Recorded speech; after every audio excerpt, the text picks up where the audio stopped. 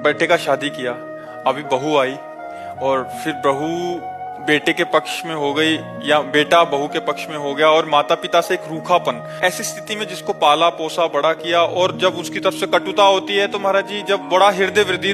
आपकी समस्या नहीं है, बहुत माता पिताओं की समस्या है। कोई विशेष श्रद्धावान अपने ऐसे माता पिता की सेवा कर पाता है, नहीं तो बहू सास को पीट रही है, बेटा माँ पिता को मार रहा है लात डंडों थप्पड़ों से। बेटा और बहू भी तो एक दिन बूढ़े होंगे। हाँ, देखो, अगर हम अपने माता पिता को कष्ट देते हैं तो हमारे जो पुत्र होंगे वो हमको उससे 100 गुना बढ़ के कष्ट देंगे, क्योंकि वो ब्याज भी तो मिलेगा।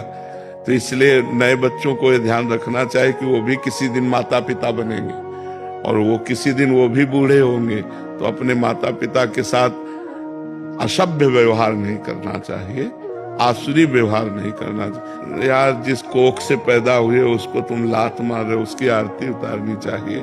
तो हमें लगता है आज हमारे नौजवानों को अध्यात्म श्रवण करने की आवश्यकता है।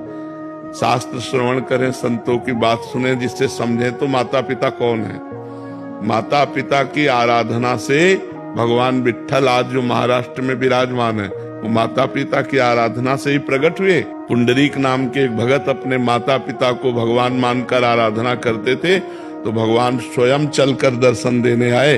जो विट्ठल रूप में है ना, वो स्वयं दर्शन देने आए। माता पिता की आराधना भगवान की आराधना है। पर कलयुगी बच्चे नहीं समझ पा रहे हैं, वो अपने माता पिता को दुख दे रहे, तो उनके बच्चे उनको दुख देंगे।